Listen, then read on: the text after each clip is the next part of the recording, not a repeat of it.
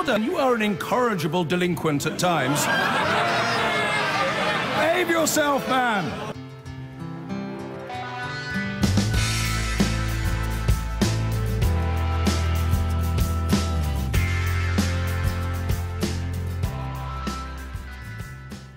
Britain's top child protection officer has told ITV News not all offenders who view child abuse images should be sent to prison.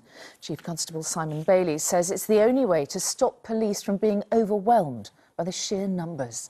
Police in Britain are arresting 420 offenders per month. Currently, 74% of low-level offenders are given non-custodial sentences and put on the sex offenders register.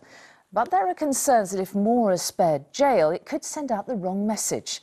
Sajal Karia has this special report.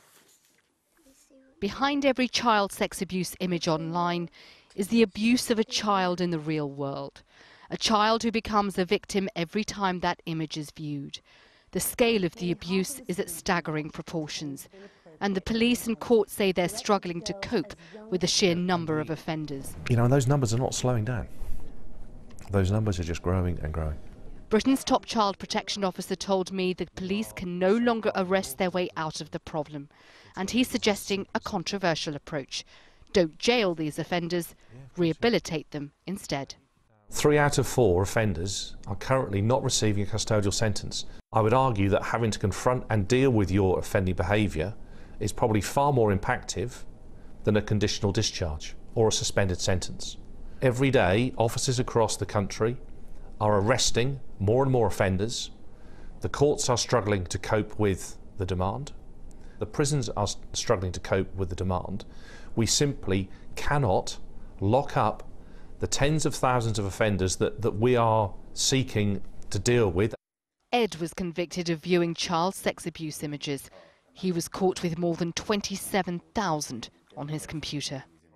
He escaped jail, was given a community order instead and placed on the sex offenders register. A lot of people will just think, you should be locked up. Should you be? I feel that I probably am better equipped to avoid reoffending through this community order with the additional support of the rehabilitation programmes.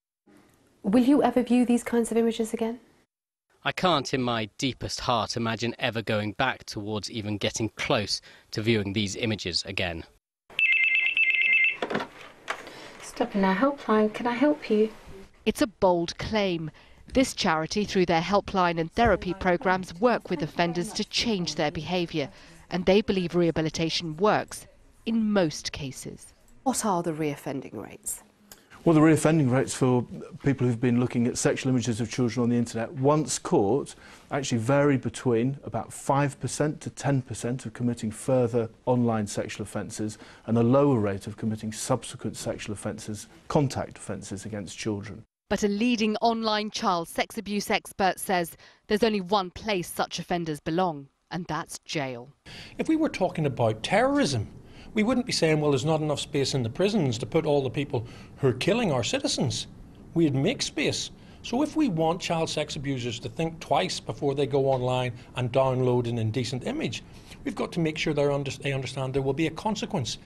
The NSPCC say the scale of offenders viewing online child sex abuse images amounts to a social emergency, and that more, much more, needs to be done to tackle the threat and keep children safe. But as yet, there is no silver bullet. Sajal Karia, TV News.